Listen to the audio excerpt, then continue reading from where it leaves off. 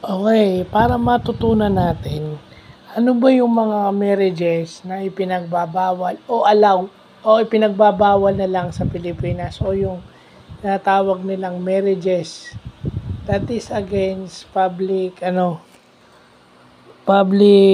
cons against public perception. So, yung mga marriages na bawal. So, ano yun?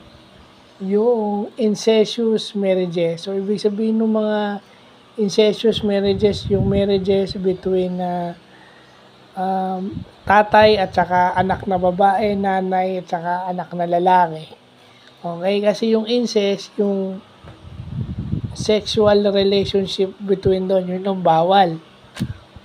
Okay? Tsaka sa Pilipinas, bawal yung direct relative by degree of consanguinity. Okay? Pero pag sinabi mo namang degree of affinity o relationship by marriage, bawal yung hanggang 4th degree sa Pilipinas. So, ibig sabihin, para maikasal kayo invalid, kailangan nasa 5th degree o halos malayong kamag-anak mo na. Distant relative mo na halos. Ibig sabihin, halos hindi related. Pag sinabi mong 5th degree, hindi na related halos sa iyo yun. Malayong malayo. Okay? Yun ang pinagbabawal sa Pilipinas pag degree of affinity. Kasi bawal yung degree of consanguinity. Bawal yung direct kinship na magpapakasal. Okay? Psychological incapacity. So, ibig sabihin, bago kayo magpakasal, siguraduhin nyo munang handa yung mga asawa nyo.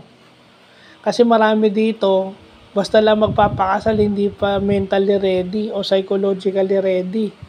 Kaya nahihirapan yung babae. Usually, kadalasan babae ang nagsasuffer dyan.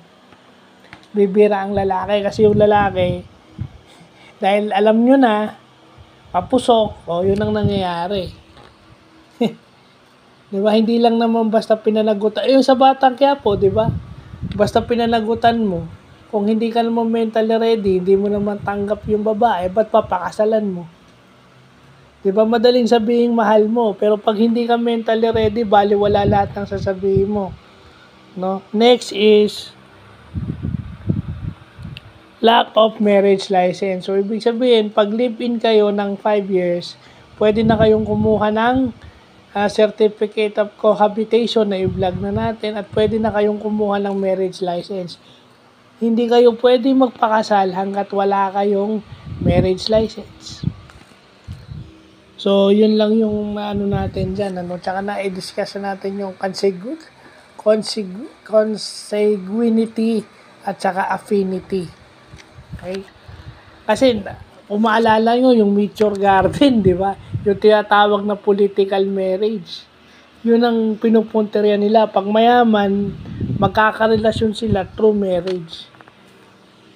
Kaya, so, iba-vlog din natin yung political marriage mamaya. So, maganda. Kahit na wala akong asawa at wala akong balang mag-asawa, wala akong girlfriend, gusto ko lang malaman anong pinagbabawal na marriage sa Pilipinas. Kasi, masakit dyan, pag nagkaanak, and then PWD yung anak yung anak ang nagsasuffer, o yung PWD asawa.